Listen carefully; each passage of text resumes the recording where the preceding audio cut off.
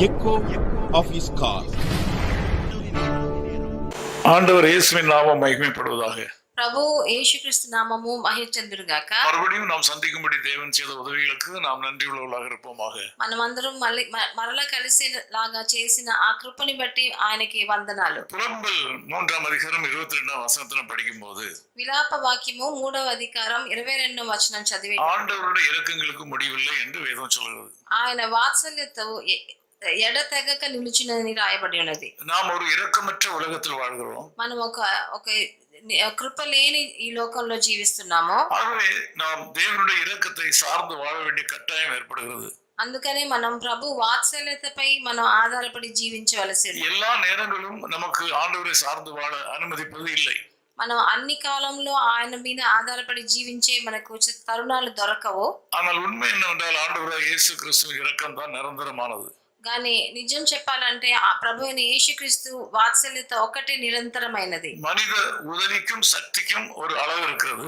మనుషులు మనకు చేసే సహకారానికి వాళ్ళ శక్తికి ఒక లిమిట్ ఉంటది. என்னால் இயன்ற மட்டும் செய்வேன் என்று சிலர் நினைக்கக்கூடும். కొంతమంది అంటారు నా వల్ల ఎంత అవుతుందో అంత చేస్తానని చెప్తారు. என்னால் எல்லாவற்றையும் செய்ய முடியும் என்றும் சிலர் நினைக்கக்கூடும். కొంతమంది అనుకుంటారు నేను అన్నిటినీ సాధించగలను అనుకుంటారు. அது உண்மையிலே முடியாது. కానీ నిజంలో అది జరగదు. இன்றைக்கு உங்கள் வாழ்க்கையிலே பல காரியங்களை நீங்கள் செய்து முடிக்க முடியவில்லை.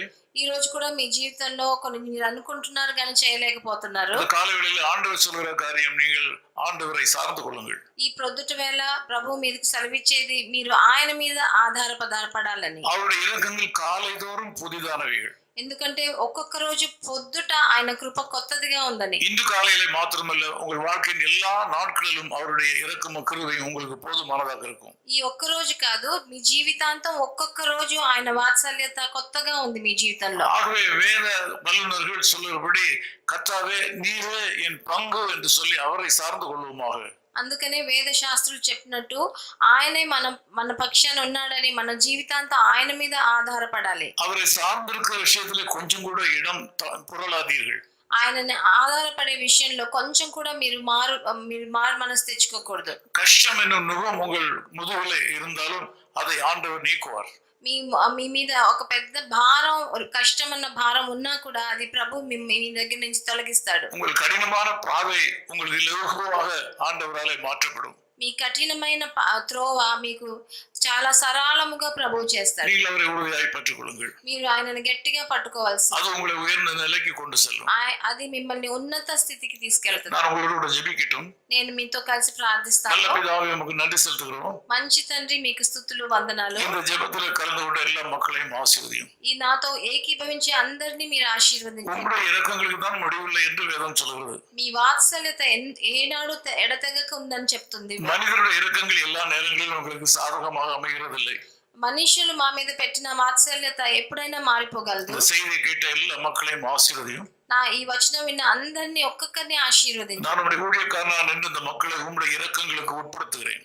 నేను మీ సేవకుడిగా నిలబడి మీ కృప వాళ్ళ మీద కుమ్మరించమని వేడుకుంటున్నాను. இவருடைய வாழ்க்கையின் தேவைகள் அனைத்தும் சந்திக்கப்படுவதாக. వాళ్ళ జీవిత అక్కర్లు అన్ని తీర్చబడును గాక. இயேசு கிறிஸ்துவின் நாமத்தில் ஜெபிக்கிறோம் பிதாவே. ప్రభువైన యేసుక్రీస్తు నామమునందున వేడుకుంటున్నాము తండ్రి. ఆమేన్. ఆమేన్. His call ministries 10 Muhammad Abdullah 2nd Street opposite International Cricket Stadium, Chepauk, Chennai 600005, India. Phone 914428528282.